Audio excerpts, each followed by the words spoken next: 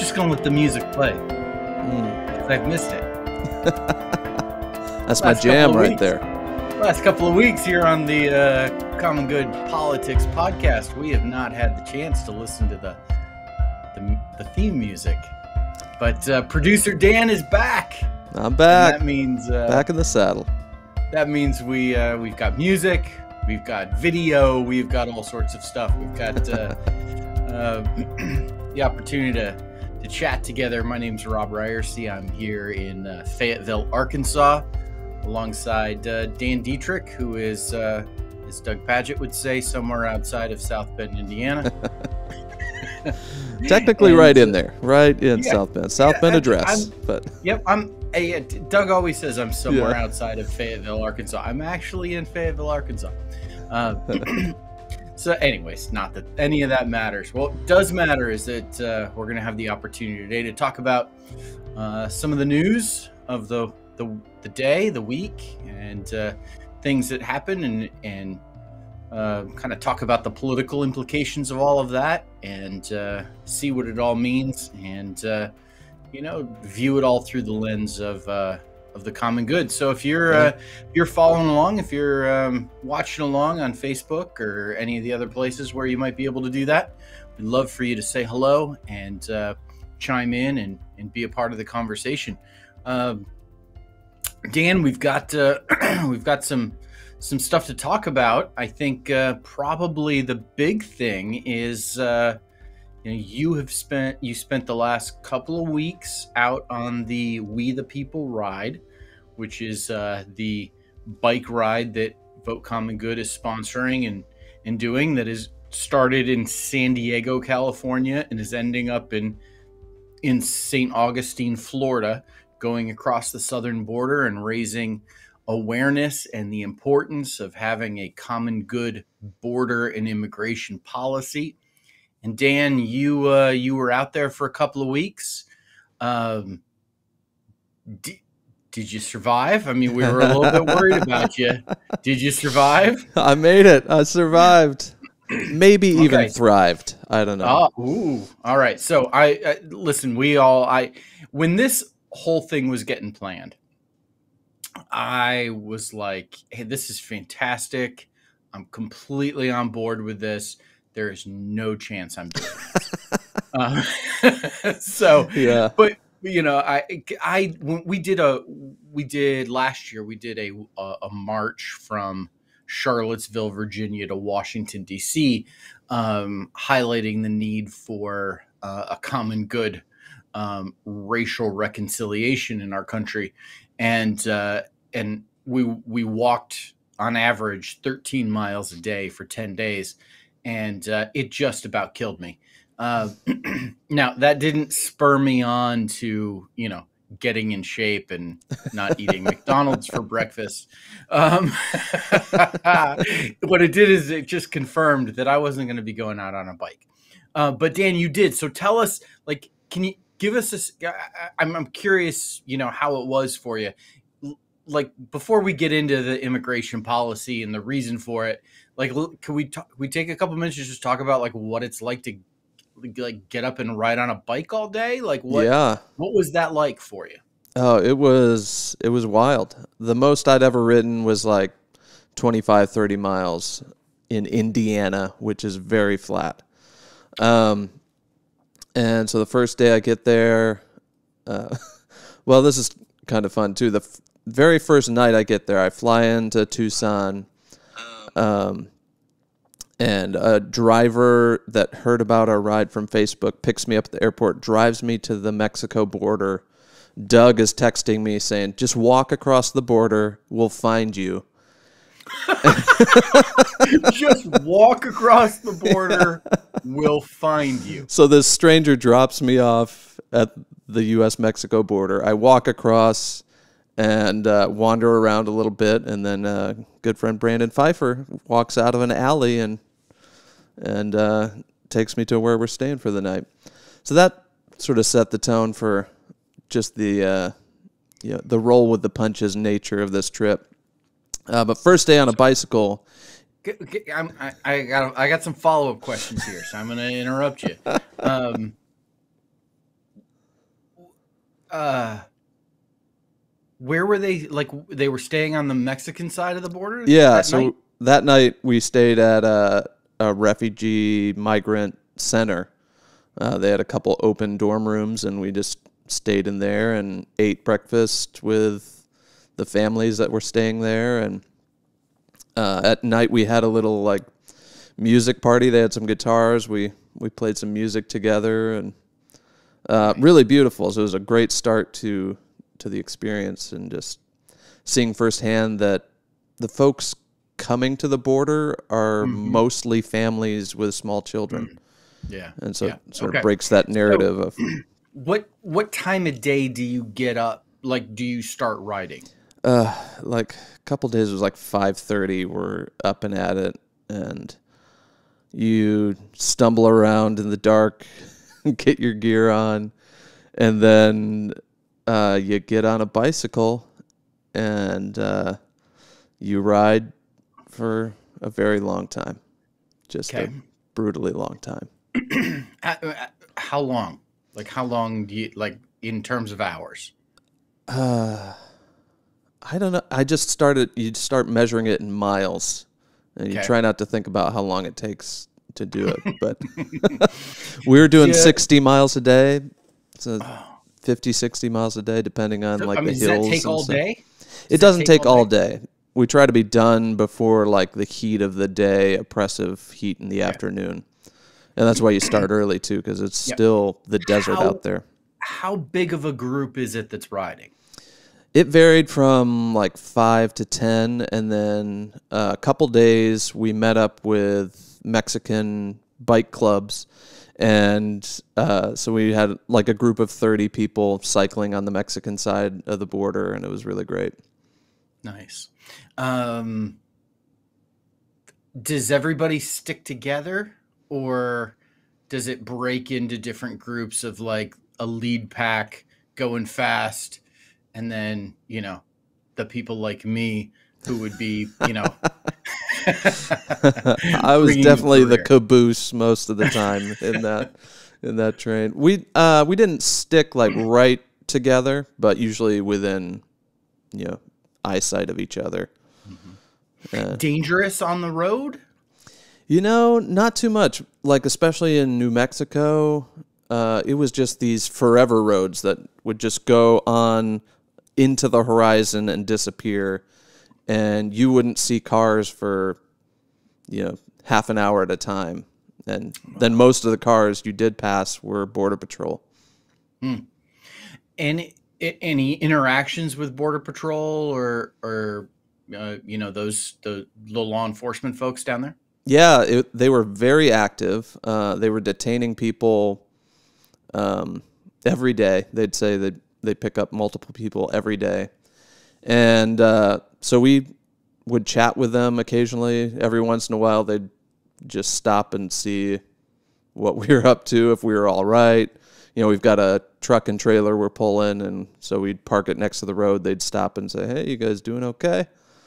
And probably take a look to see that we're not trying to smuggle people.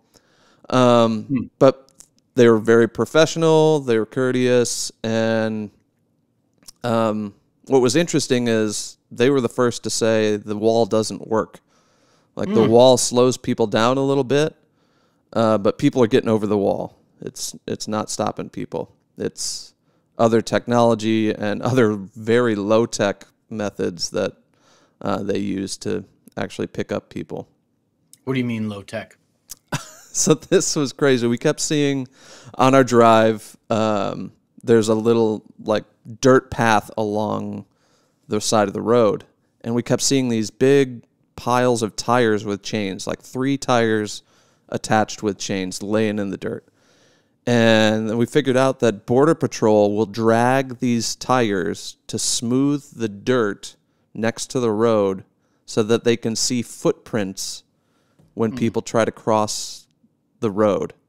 And that's how they know if someone has made it past the border wall and has made it past this highway. So it's like super low tech, looking for footprints in the dirt. Like, it's kind of unreal. Any did you feel at any point like it was dangerous at all? No, I never felt in danger. I mean, there was, some, trucks that didn't get out of the way fully that, want to make their presence known kind of thing, but never felt like we were in any danger. Well, that's good. Um, what do you have a sense of like kind of big takeaways? Yeah, for sure. Some big takeaways. One, who is trying to cross the border? Hmm. Again, I mentioned it's primarily like families, like young women, young mothers, sometimes men accompanying. Um, and another was just the safety of the border towns. This was reiterated to us time and again by people on both sides of the border. Like, this is a safe place to live. This is a safe place to raise your family. And people would say time and again, like, come visit here and see for yourself that it's not the disaster painted on the news media. Yeah. So we're gonna talk about the GOP governor's 10-point plan. Apparently, I don't know, a dozen governors from Republican governors from around the country, dressed up in their cowboy outfits, put on their jeans and big belt buckles and their, you know, either their camo or their hunting shirts and their fishing gear and they. I mean, have you seen the photo of these I guys? have, yeah. It's I like, mean, it's come on. Somebody wears. and many of Oh, these, they're not from the South. They're not no, the no, West. Like, it was so ridiculous. So they were cosplay hunters, yeah, and who went down to the border and held a press conference, and so we've been seeing from both in news images from there, and then I foxnews.com this morning, and yeah, I read foxnews.com. So foxnews.com this morning, the big headline is all about the chaos at the border as a result of the Biden administration's policies. Did you see any of that? Did you experience any of that? Are they in a different place than you were? Like, what do you make of like this? We're getting this media narrative, and we're getting this narrative pushed by these GOP governors that say it's chaos at the border, hmm and you're saying, "Hey, we were going through border towns, and people are saying, yeah, it's safe. This is a nice place to live." yeah, yeah. We weren't near, where the Haitian refugees are trying to seek asylum, so that's a Yeah. different situation. But I was along for 250 miles along the border, passed through a bunch of little towns, some bigger towns, and saw none of that chaos. Hmm. It it felt safe the whole time, and the border is basically closed to anyone coming from Mexico because of Title 42. And so this idea that there's just this mass of Yep. people getting across these border towns, it's just not happening. I mean, people are trying to cross through the desert, which is super dangerous, and they're being picked up by Border Patrol, but not in this Yeah. chaos masses kind of way. Yeah.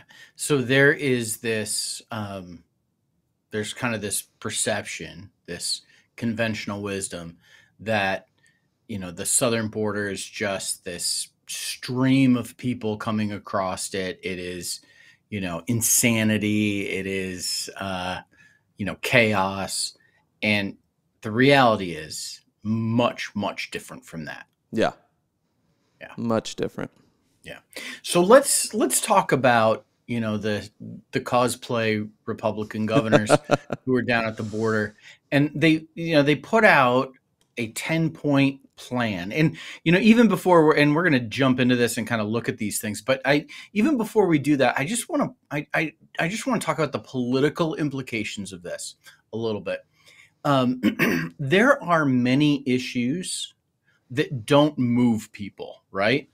There are many issues that people, have, like they believe what they believe, and They can fit whatever happens into the categories that they believe, and they're set, and they know, what team they play for, what team they root for based on that. And, like there's not, it happens that people shift and move politically, but it's pretty rare. And it's the issues that move people politically are pretty rare. Like people are like, it's a pretty, like you know where the pieces are on the game board. One of the issues that actually moves people is the issue of immigration and how we treat people at the border. In the work that we do with Vote Common Good, particularly in the lead up to the 2020 election, we did some polling of religiously motivated voters, people who are people of faith, who in 2016 voted for Donald Trump, and then in 2020 were not going to vote for Donald Trump. And so we wanted to find out, what were the things that moved you away from Donald Trump? And what we found was two things. One was that there was a sense of how unkind Donald Trump was, and his unkindness really, really bothered people. And that unkindness, so that's kind of like a general character quality kind of thing that came through. But that unkindness was most personified or encapsulated in a policy through the president's border policy.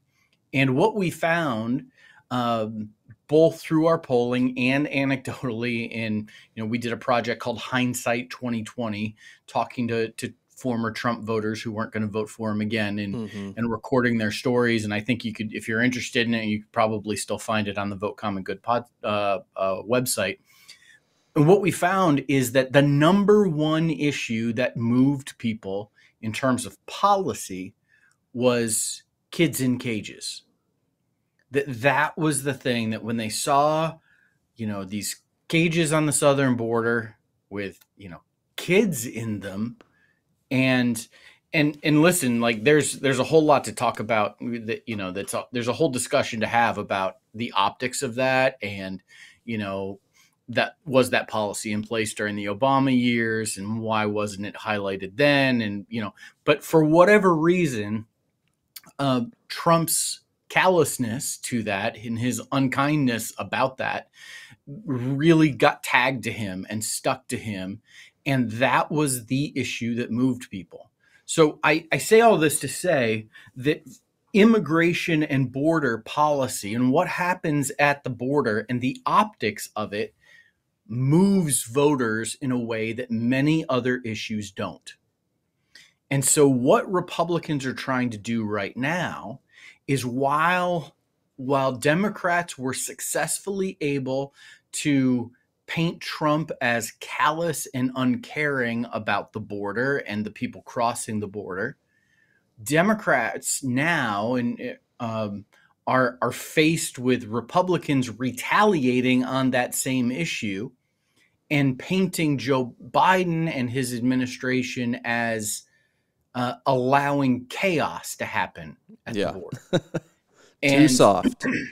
And there is a concerted effort amongst Republicans right now to say that Joe Biden has been ineffective, unable to control the border, unable to have any kind of order along the border, and playing into a narrative, trying to create this narrative that Joe Biden is ineffectual and unable to execute in terms of what he does. And what's interesting is there's going to be the chaos discussion about Afghanistan. There's going to be the chaos discussion about the border. There's probably going to be another one. And you can see a political narrative being built that will be damaging to Joe Biden in 2022 and Democratic candidates for Congress, and then also for Joe Biden himself in 2024, if he chooses to run again, or whoever the Democratic nominee is at that point. So, Mm-hmm. I think what we're seeing here is that there is this is a page out of a playbook, right? Like this is a concerted effort that is actually happening, where it is no mistake, it is no surprise, it's no coincidence that a group of Republican governors are going to the border dressed up like, they just walked out of Cabela's. And I can't get enough of these guys in their ridiculous outfits. It's no coincidence that this is happening. It's no coincidence that the front page of foxnews.com today and many days is chaos on the border. This is a concerted effort by Republicans to take advantage of this, and the Haitian asylum seekers plays right into that. The images of Border Patrol using whips against human beings plays into that. These lined up porta potties with drying clothes on top of them plays into that. And so, the GOP comes along, then these governors come along and they say, okay, Joe Biden is creating chaos on the border. He doesn't have a plan. He can't fix it. We've got a plan. We've got a 10-point plan that's going to fix it. And they're trying to highlight this kind of chaos. I don't know, Dan, I've talked for a while. Do you have any thoughts about that? I just want to put what's happening into a broader context. It's about damaging the Biden administration and creating a political narrative about them that, frankly, if they're not careful, it could stick because immigration issues move people like this. This could be a problem for the Democrats. Yeah, it definitely could be. And it's definitely going to come up in the midterms and the next election cycle. And Republicans know that this is a button they can push to activate voters and make people afraid or angry. And that translates into getting people to the polls. And so they're pushing that button. Yeah. So let's talk about this 10-point plan and see what these folks are proposing. So the first point is continuing Title 42 public health restrictions. Dan, you mentioned Title 42 earlier. Yeah. Do you know what that is? Yeah. So Title 42, it's an old piece of law from like the 1800s that basically says if there's a health concern, we can close our borders. And Stephen Miller of the Trump administration sort of revived this and used it to seal our borders during COVID. COVID was the excuse. But the Biden administration has kept it, even when courts have said, actually, this doesn't look legal. And the Biden administration has defended it and continues to defend it. So that's what's funny about like seeing this as top of their list. It's like, well, Biden's your guy then, because he's on board with this. Yeah, and again, the reality and the optics are completely different. Yeah. And so you'll hear, if you watch the Sunday shows, if you watch, cable news, you will hear Republican talking heads say things over and over, just repeating over and over and over and over again. Things like, we don't have, the spread of COVID is happening because people are coming across the border with COVID. It's illegal immigrants who are the ones that have the coronavirus and are spreading it. And it is like there's no facts behind that. There's no truth to that. There's no reality there.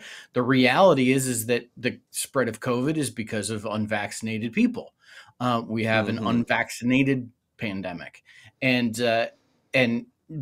but because there is so much, the border feels so far away, and people know it's important, but they don't know what's going on down there. There's this sense of like, oh, that must be happening. And this just plays into that, oh, well, people with COVID are coming across the border. We got to keep them out. And this is just anecdotal because it was just at one border station where we were detained. But Border Patrol did not seem concerned about COVID precautions. So we were coming back through. Did I tell you about this? How we got detained by Border Patrol? No, tell us. Yeah. We were coming back from Mexico, just our SUV. We went over for dinner for the night. Coming back, and we go through the checkpoint. They say, everyone's got to get out of the car. Everyone out. Leave all your stuff. You're going inside. So they put us in like one of these glass cells inside the facility. And going in, we ask, like, hey, we don't have our masks. Should we go back and get our masks? They're like, we don't care. So we go in with this, building full of other people being detained and other workers, and mask precautions were not taken seriously. We weren't like given temperature checks or told to use hand sanitizer. And so this idea that Border Patrol is super concerned about COVID, maybe it was just this one border crossing, but it doesn't ring true. It wasn't. Yep. That's ridiculous. Yep. Okay. So point number two. So point number one, like they're trying to make a point over something that is not like it's a scarecrow. It's a boogeyman. It's a false reality. And so sorry to hammer on point number one, but talking with people on these border towns, Republicans and Democrats alike, they're saying Title 42 is killing our economy because these border towns rely on cross-border economies. So yeah, it's hurting Republican mayors' towns, Yep. Okay, so the second one is reinstating the migrant protection protocols, or the Remain in Mexico policy started under President Donald Trump. Basically what, Trump's policy is, hey, stay there. Don't come here. Now this is, particularly difficult because I think so often when we talk about border stuff, we talk about immigration. I think we often conflate two different things that are happening. Mm-hmm. There's a difference between immigrants and asylum seekers. Yeah. Okay. And immigrants are people who, are coming into the country, going through the process, getting visas, want to like all of that kind of stuff because they want to live in the United States. Asylum seekers are people who essentially are running from, horrible situations, persecution, violence, and terrible situations where they're at, that literally are running for their lives and are seeking political asylum. Now, there is no way to get to apply for political asylum until you land your feet in the country that you are seeking asylum from. Yeah. Or seeking asylum to. You have to somehow get into the country. And so, you watch spy movies, or you watch, historical dramas, or, if you watch the show For All Mankind, which was, this great Apple TV show, which was this alternative history thing about going to the moon. And there is a Russian cosmonaut on the moon who gets hurt, and he gets taken into the American base on the moon where their doctors are taking care of him. And he's now able to seek asylum from the United States because he's on United States property. Mm-hmm. If he's standing outside the door of the American base, he can't do it. You can't do it until you put your feet on the ground within the country that you're seeking asylum. So what we have is people that literally are running for their lives, and there is no process for them to be accepted into our country until they get here. Mm-hmm. And they've got to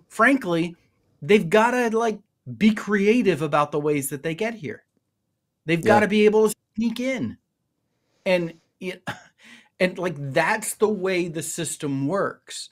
Now, you might say, well, we need a different way to apply for political asylum. Sure, maybe. Yeah. But this is what the system is now. Yeah. And And it's the so this, legal system. This is yes, the appropriate way to do it as we've designed it. yes. A person that gets their feet on U.S. soil seeking asylum, like that is like they're legal. That's what Yeah. the legal process is. That's what we're So telling this, people to do.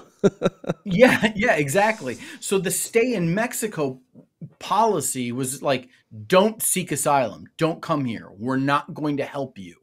We're not going to, offer, comfort and support and help to you regardless of the situation that you're coming from. And these Republican governors kind of like that. Like, Yeah. nah, we're not going to be the shining city on the hill, like Ronald Right. Reagan said.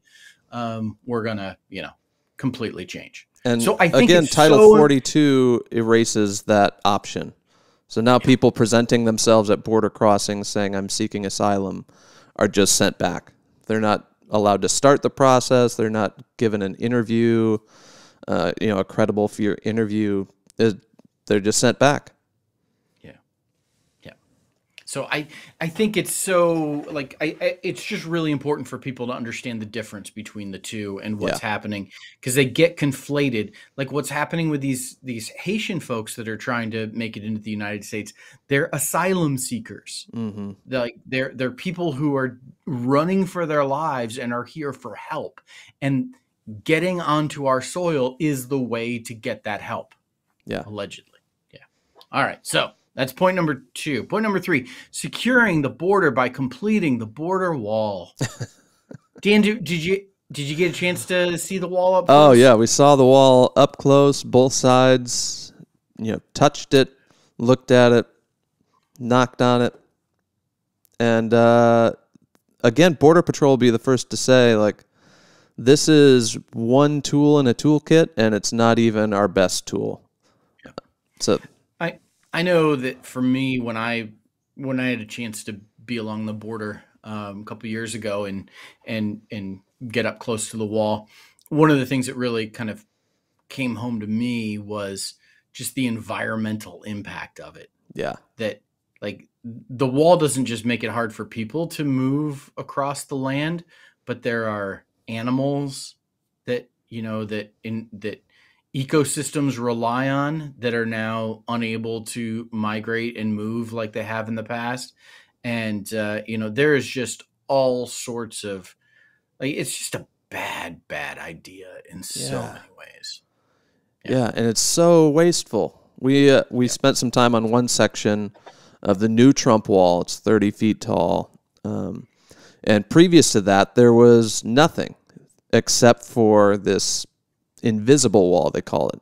It's a series of telephone poles with, heat sensing devices, radar, microphones, video cameras. And Border Patrol said that was almost completely effective. They didn't have any crossings in that stretch because the technology wall is so much more effective. But we wanted it bigger and better and brighter, and so they spent $21 million per mile to build this unnecessary border wall that people get over in a matter of seconds using super low-tech ladders and devices. It just up and down, boom. Yeah. So fiscal conservatives out there should be upset. Wow. For a wall that Border Patrol said, no, we don't really need it. Yeah, but it makes it makes for a good chant, right? Good political chant. All right, let's move on to the next one because we're all tired of talking about the wall and policies that allow humanitarian parole of some migrants. So basically, like if you get caught, we're going to parole you for humanitarian reasons, and they're saying no. We should keep you in cells. We should make life miserable for you. Yeah. We should keep you in horrible situations and not parole you, not let you free, because we have compassion. We should make things as hard and as difficult as we possibly can for you. Because cruelty is the point. It's the deterrent. Yeah. Yes. Clearing the judicial backlog of 1.4 million pending immigration cases. Now, on the surface, that sounds good, right? Like that, yes, we've got this backlog. There's not enough immigration courts. There's not enough judges to process all of these cases. And listen, water follows the path of least resistance, right? Like water flows in a way that that is easiest. It will flow along the path of least resistance. People immigrating to our country will do the same thing. They will flow, they will migrate according to the path of least resistance. Now, what does it tell you? That our policy and our process that we have in place is more difficult to navigate than crossing a river or crossing a desert. Yeah. Climbing a wall and risking your life is a more advantageous way to get into our country than to navigate the process that we have put in place. It ought to tell you that something is desperately broken in our system.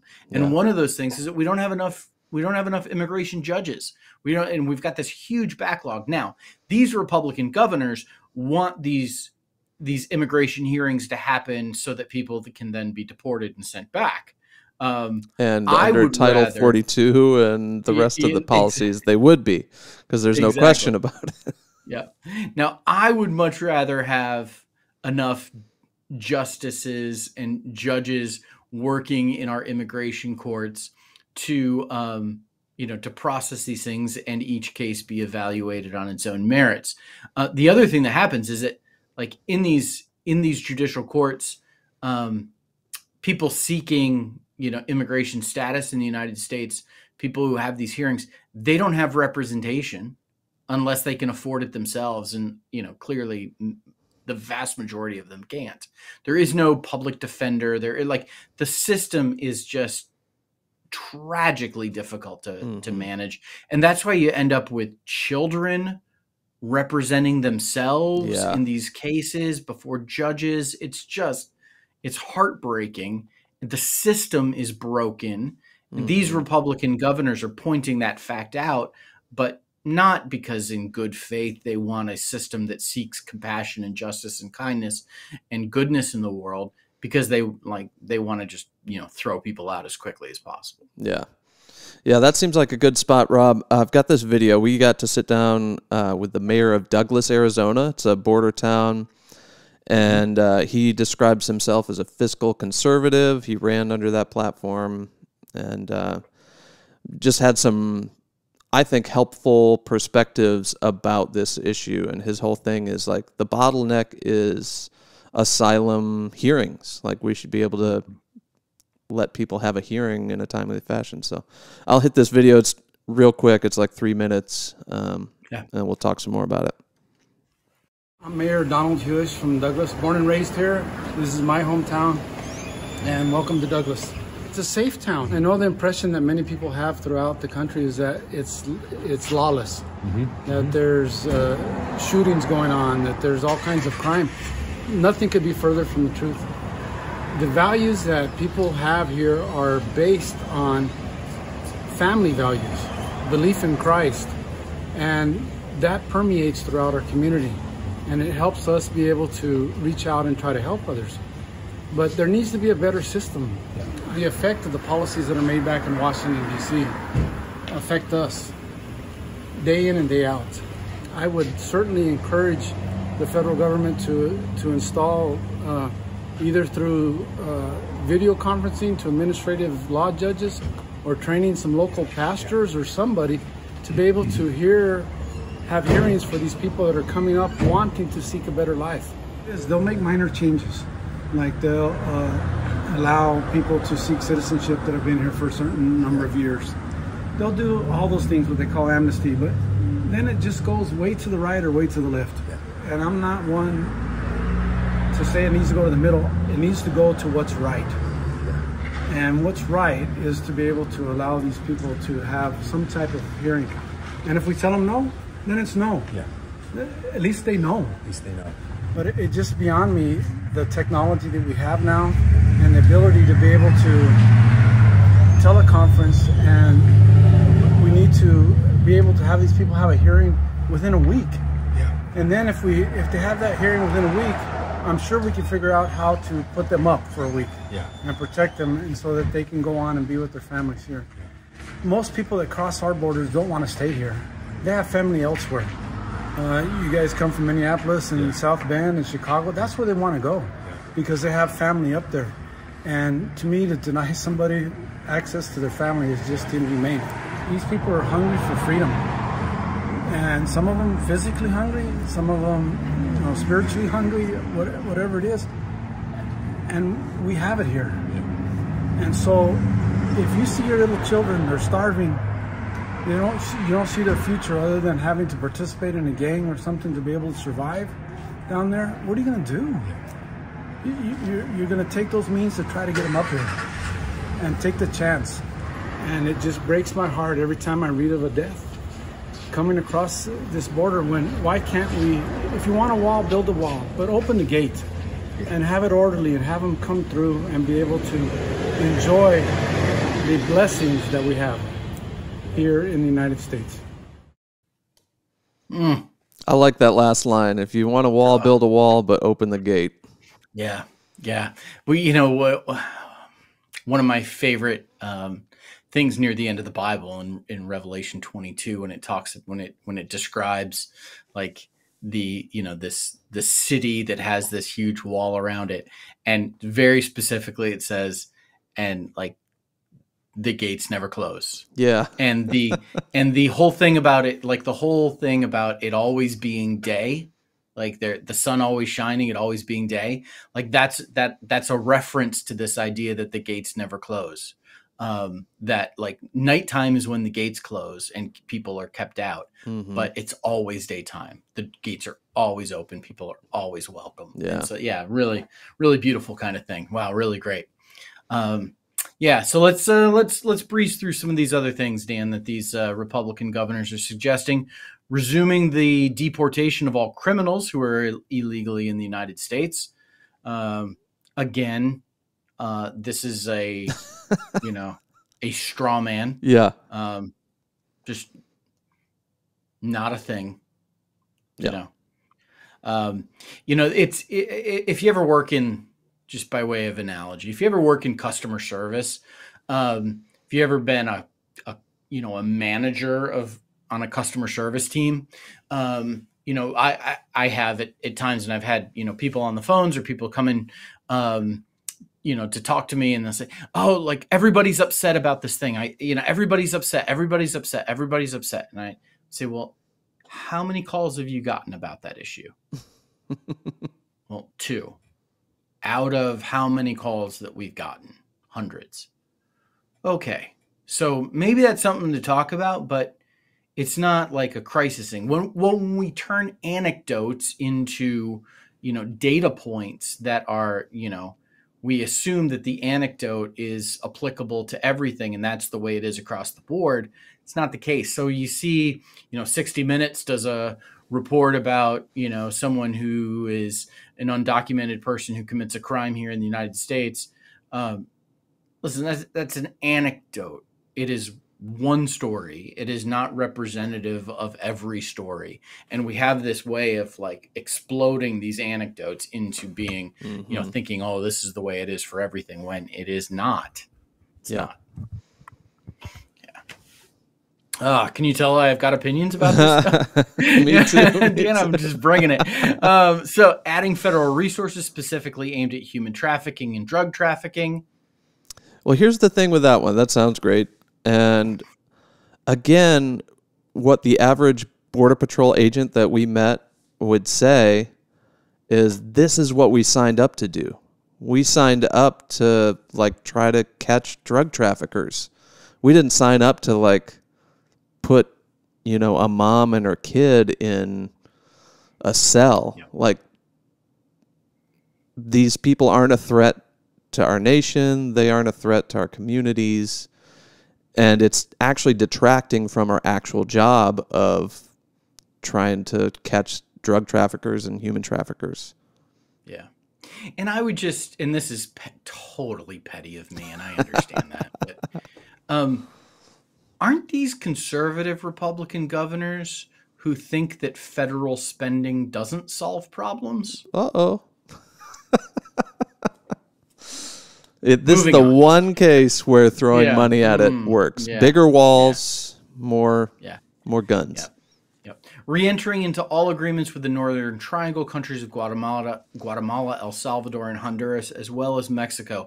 I'm not sure. I don't have any. I don't have knowledge about like what the impact of that would be and what these agreements are that we've pulled out of.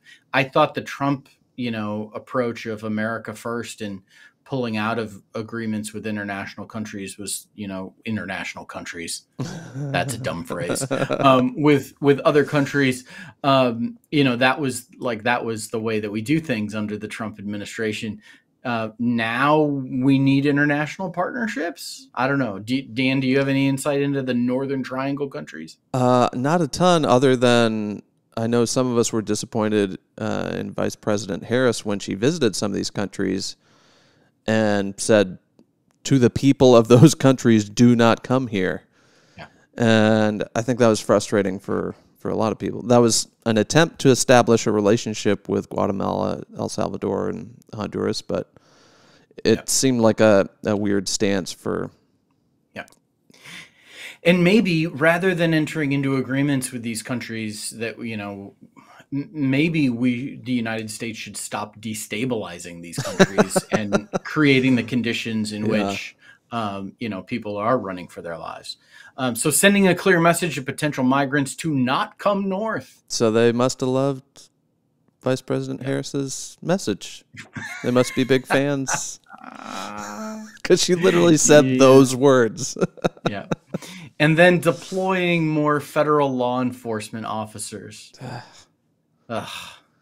Okay, there's a couple things about this. One, this is pandering to a voting base and Republican governors sending the message to one of the very few unions that supports Republicans, saying basically, hey, we're going to try to get more money to get more jobs for your union. That's part of what this is about. Another thing is that we don't need more federal law enforcement officers. I thought the wall was supposed to work. Why isn't the wall working? Why do we need more people? Right. And maybe it's time for us to wind up, Dan, because I'm moving it from, just a little bit snarky to being actually really, really annoyed with this. But this is just pandering. More ICE officers, more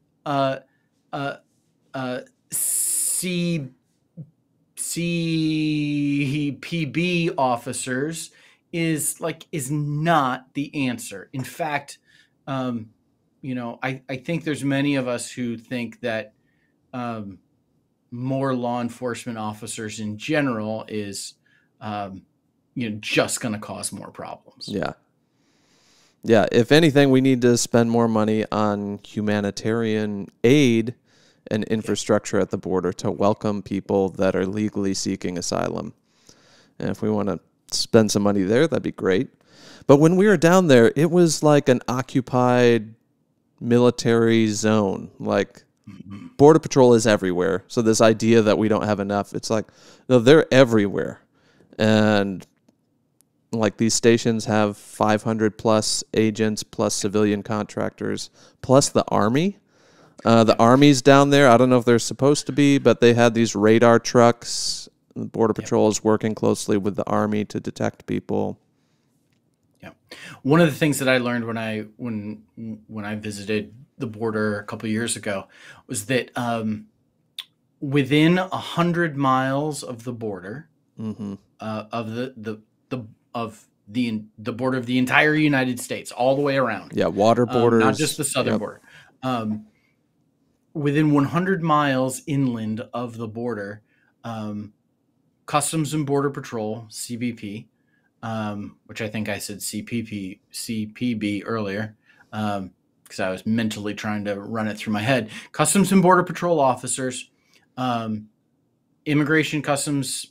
Well, what does ICE stand for? Immigration Customs Enforcement. Those two agencies, which are the law enforcement agencies that operate there, are not bound by the Constitution. Things like Miranda rights,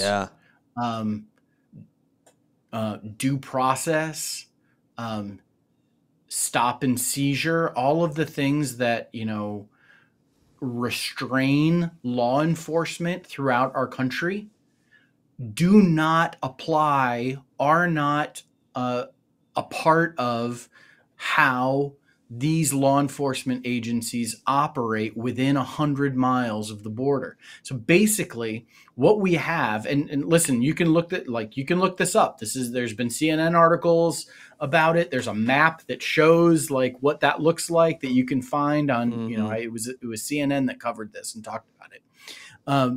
What that means is that within 100 miles of the border, law enforcement in these agencies can do basically anything they want legally. They can detain you, they can search you, they can, That ought to be terrifying. Your constitutional rights are out the window if you're within that 100-mile belt. And here's the thing. 75% of all Americans live within that 100-mile belt. Mm-hmm. Yeah, for the party of like personal liberties, that should be concerning. Yeah, like and I'm not a conspiracy theorist or anything, but like which is what conspiracy theorists always say right before they